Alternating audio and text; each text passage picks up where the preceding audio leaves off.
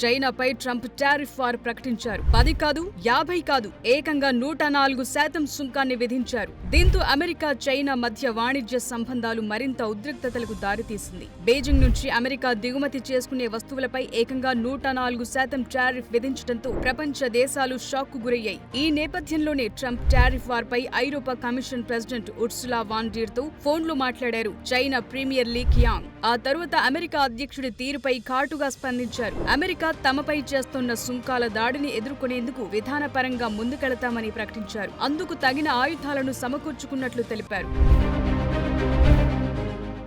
Trump టారిఫ్ల పేరుతో ప్రపంచ దేశాలను బ్లాక్మెయిల్ కి గురి చేస్తున్నారని ఆరోపించారు. దీన్ని తాము ఏమాత్రం సహించబోమని, సమయం వచ్చినప్పుడు తీవ్రమైన చర్యలుంటాయని హెచ్చరించారు. అగ్రరాజ్యం విధించిన అదనపు సుంకాల కారణంగా చైనాపై పడే ఆర్థిక అనిశ్చితిని తట్టుకునేందుకు సరైన ఆర్థిక విధానాలను రూపొందించామన్నారు. అమెరికా ఏకపక్షవాదం, రక్షణవాదాన్ని పూర్తిగా వ్యతిరేకిస్తున్నట్లు తెలిపారు. తాజాగా ట్రంప్ తీసుకున్న నిర్ణయాలు విదేశీ వాణిజ్యంపై తీవ్ర ప్రభావం చూపటమే కాకుండా ఆర్థిక పరంగా బలవంతపు చర్యలకు కారణమవుతుందన్నారు. ఈ రకమైన విధానాలు అంతర్జాతీయ వాణిజ్య నిబంధనలకు విరుద్ధమన్నారు. వాటిని కాపాడేందుకు తమ దేశం పోరాడుతుందని వెల్లడించారు.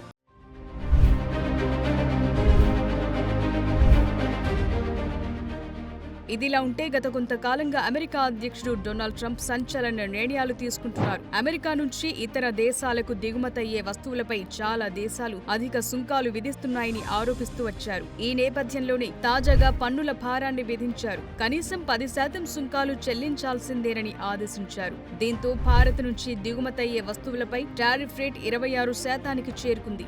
ఇక చైనా విషయానికొస్తే గతంలో వడ్డించిన 10% అదనపు పన్నులతో టారిఫ్ రేట్ 54% చేరింది.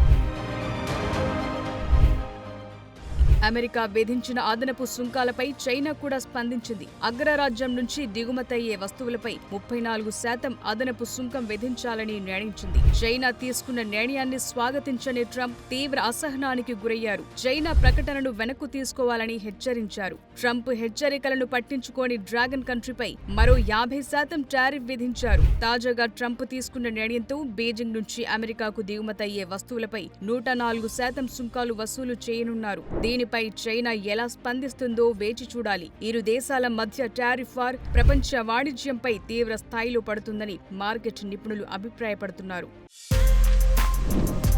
For more videos like this, subscribe Big TV channel.